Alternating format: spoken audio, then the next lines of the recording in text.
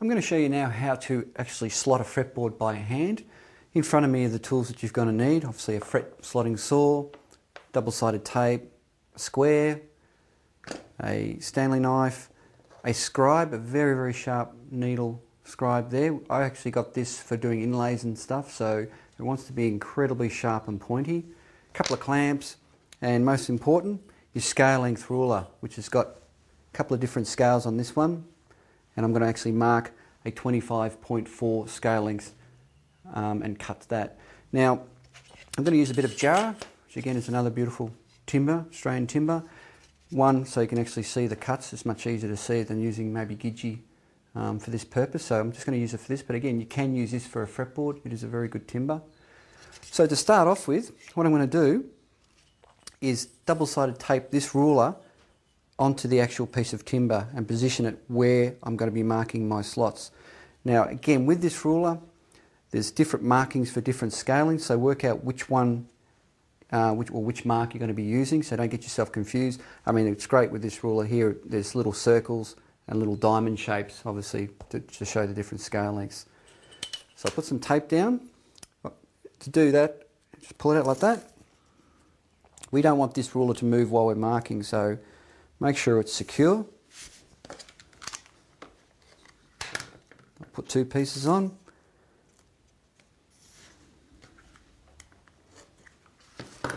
Like that.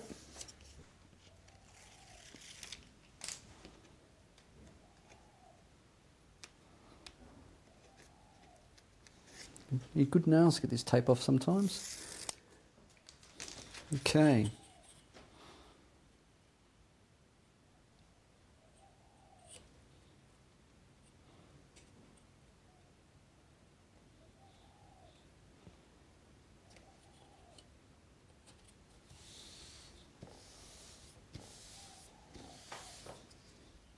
So I'll just clamp it so it doesn't move as well. Like that.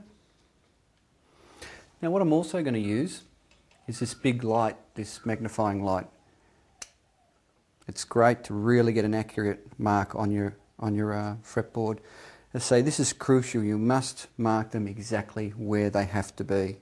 You can't be half a mil out in one and a mil out in the other. Your guitar just won't play in tune. So take your time. Again, practice on a piece of scrap. Don't grab your first fretboard or the piece of wood that you're going to use for your first fretboard. Just practice. So as you can see on this scale ruler, you've got the different shapes, the diamond, the black dot, the square and the arrow, and they're the different lengths of fretboard that you can cut. We're going to be using this diamond one, which is a 25.4. So I'll just place it on that, I'll bring it across and have a look.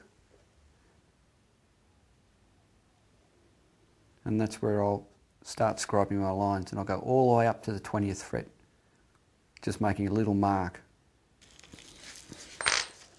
So I'll pull the ruler off, move that light out of the way.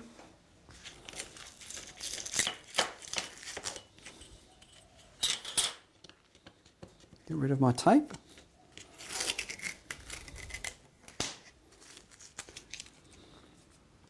Like that, and I've got little marks along there. Now what I'm going to do is use a square, and I'm basically going to go down every mark and scribe a line where the actual fret's going to be.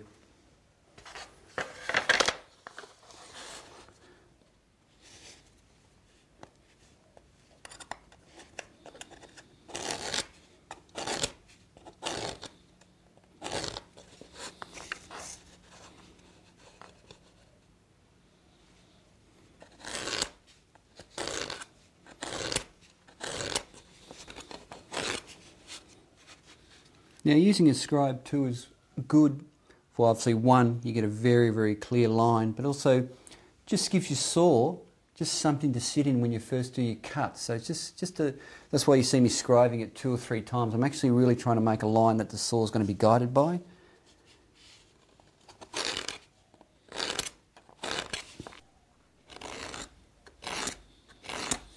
So I've marked all my 20 frets.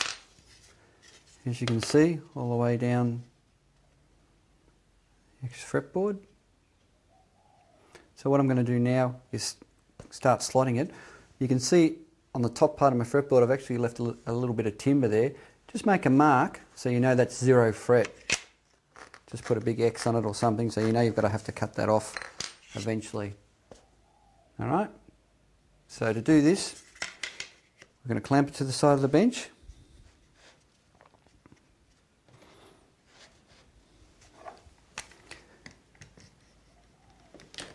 Like that, so it doesn't move. Now I've set the depth on my fret slotting saw at 2mm, so that'll give me a nice depth.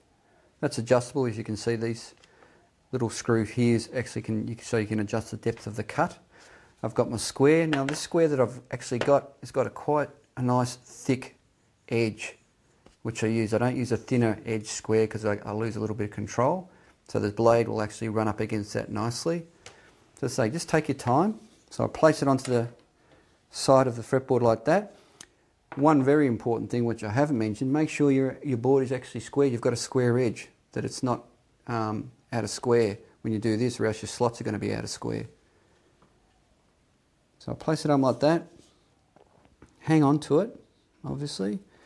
Now when you cut, don't put any pressure on the actual saw. Just run it along nice and light. Don't force it.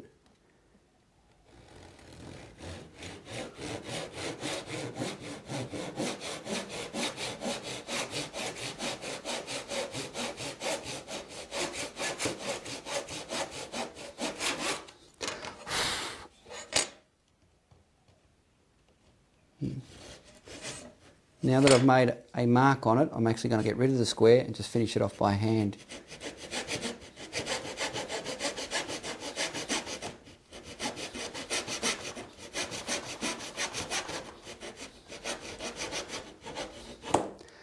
Now the saw jumped out just a little bit there, but I'm not worried because this board is actually quite wide, and also for the fact that that's my 0 fret, so that's going to go. So you always think about what width you've got there. Again, it just jumped out there, but as I say, I'm not worried about it. So I've cut that one, and then I'll move along to the next one. I'm just going to put another clamp on this board so it stops moving. Again, nice and light.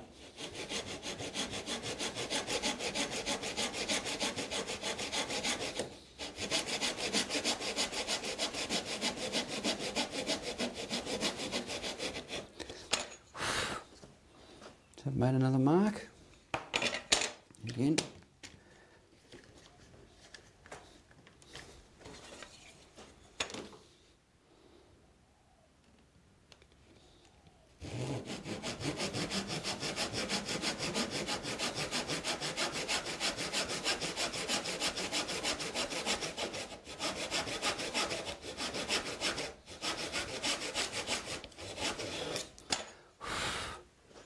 And you just continue all the way down to the 20th fret. So just go steady.